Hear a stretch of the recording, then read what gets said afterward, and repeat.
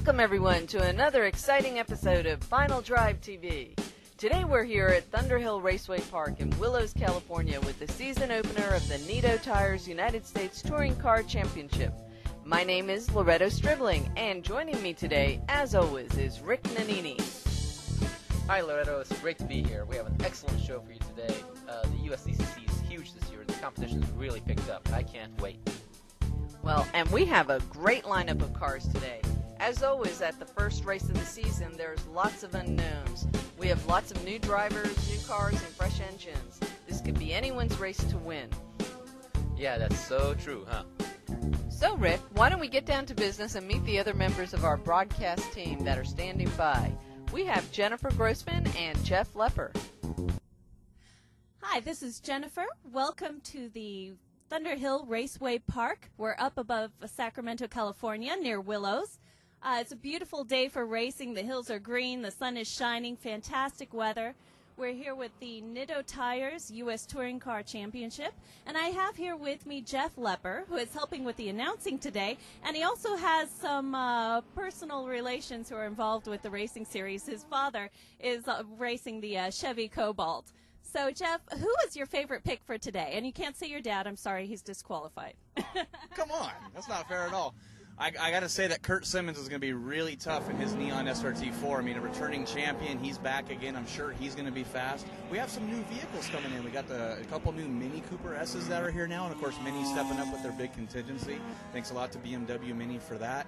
There's Pete Bovenberg, of course, co-champion with Curt Simmons. He's going to be running the Civic Solo this year. So he'll be actually competing with his teammate in the 2008 season. So it's definitely going to be a great, great race.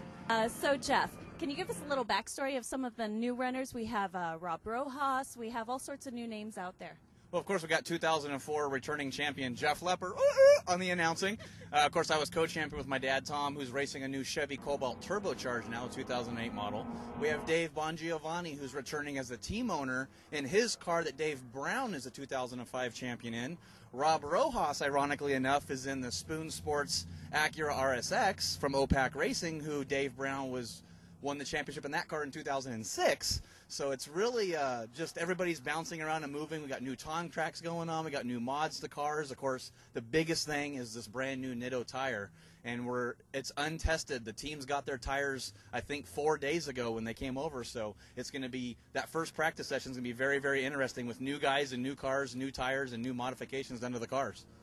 Well, that was this morning, but since then we've had some developments. Pete Bovenberg needed a tow to get his car back, among other stuff that happened. So with that, we go back to Jennifer and Jeff.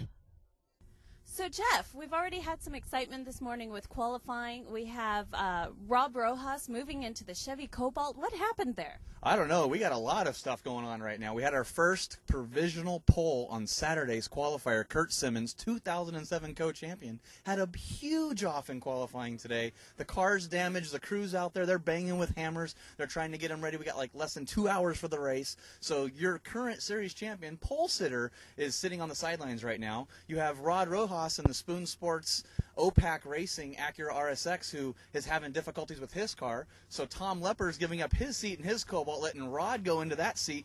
I mean, I don't know what to do right now. I mean, who's going to be where? What's going to happen? Who are we going to line up? How are we going to get this race going? It's just, oh my God, what do we do? Thanks, guys. Back to you upstairs. Wow, just when you thought everything was going so calm. Now tell me, Rick, with all these drivers swapping cars, what are the rules and regulations regarding this race? Basically, they would have to qualify the car that they're going to race in. If they didn't drive the same car, if they swapped cars, that's fine, but they would have to qualify it again. So if they don't have the time, because a lot of the time these sessions are too short, it doesn't allow them to do that. So that means they would have to start in the back of the field.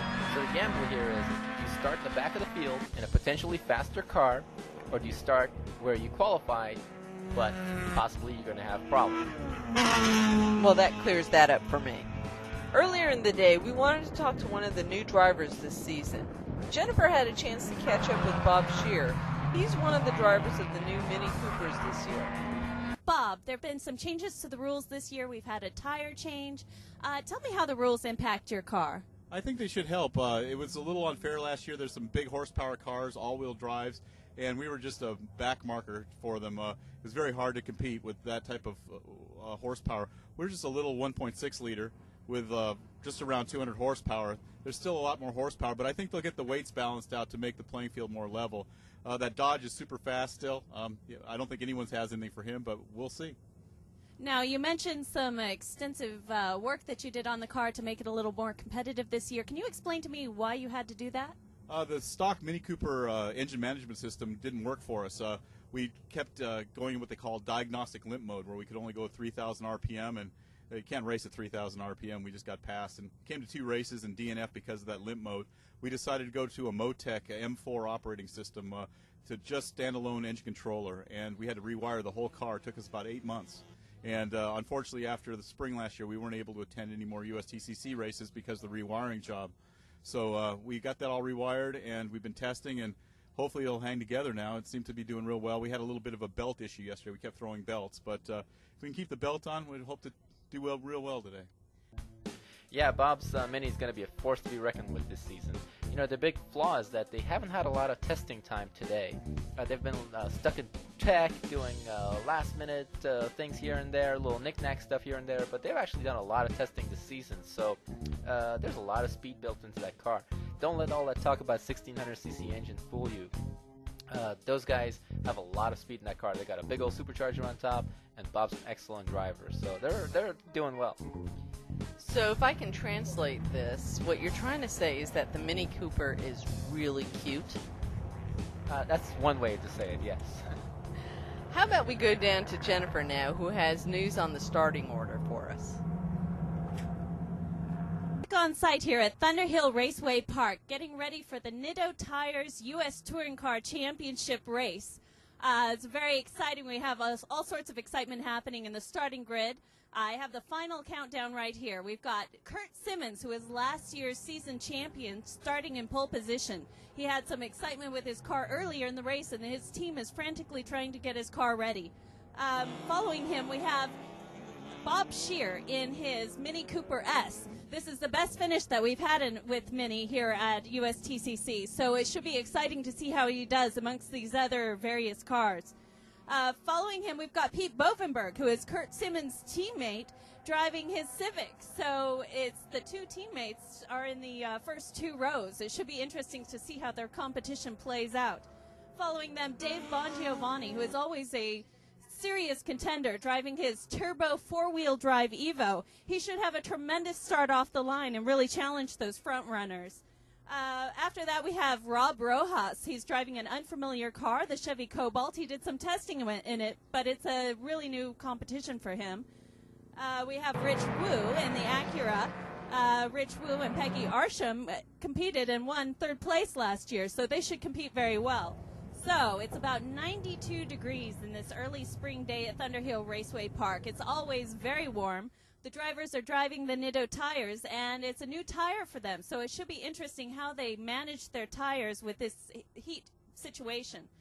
In conjunction that, Dave Bongiovanni is driving a very fast car, but it's also a very heavy car. Will he be able to get ahead of the front runners and keep his tires cool enough to keep that advantage, or will he completely wipe out? It should be very interesting to see. We're also waiting to see what the front grid will really look like. If Curt Simmons can't make it out there, we'll see a shuffle, and that will put Dave in a different position starting off. Well, thanks, Jennifer. Okay, now we have Curt Simmons out there with his Dodge, and it appears they've fixed his car up. It's pretty amazing considering he had crashed it during the qualifications. And now we have all the cars gridded up, and the drivers are getting ready for battle. Yeah, Curt's sponsored by MBO, which is a body shop in the San Jose area, and these guys know what they're doing, so that really helped. I'm sure having a body shop sponsor is always nice. They have the right tools and equipment to fix it, and they know what they're doing. So it is actually pretty amazing that everybody's here. These guys, there's a lot of other cars that were broken down and are fixing parts that these guys can fix anything when under the gun. Well, on another note, are there any rules or regulations for 2008 that we haven't quite gone over yet for this race? Yeah, well, one of the big things for 2008 that was changed for the USTCC rules was the way the cars' weights are figured out. Now they're going to a horsepower to weight formula, so the more horsepower these cars basically put out, then the more weight they have to carry in the cars. So it theoretically makes all the acceleration of all these cars the same, no matter what, and they're monitored by max Q data acquisition in every car, that so they know who's got how much horsepower and what kind of acceleration they're putting out. And it also will tell if anybody's sandbagging or cheating. It really shows that.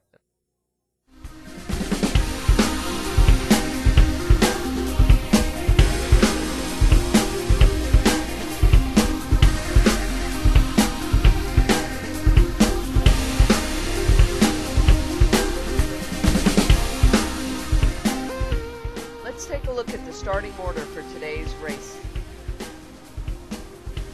Starting on the pole position is Curt Simmons in his Dodge SRT4. And outside of row 1, we have Bob Shear in his Mini Cooper S. Inside of row 2 is Pete Bovenberg in the MBO Honda Civic. And outside of row 2, we have Dave Bongiovanni in his Mitsubishi Evo. Inside of row 3 is Rod Rojas in the Chevy Cobalt SS Turbo. And outside of row 3, we have Rich Wu in his Acura Integra R. Inside of row 4 is RJ Reeves in the Acura Integra Type R. And outside of row 4, we have Gordon Punn in his Honda Civic. Inside of row 5 is Tom Milburn, Acura Integra. Outside of row 5, we have Jerry Bradbury in his Mini Cooper S. And finally, inside of row 6, last position is David Vodden in the Butte College Honda S2000, the yellow Honda. And now it's time to watch closely as these cars line up for the unique standing start. Take it away, Jeff. Green flag, green flag. All the cars got away okay. Looks like nobody jumped the start. Nice clean start. There goes Richard Wu making it 3 wide going down the front straightaway.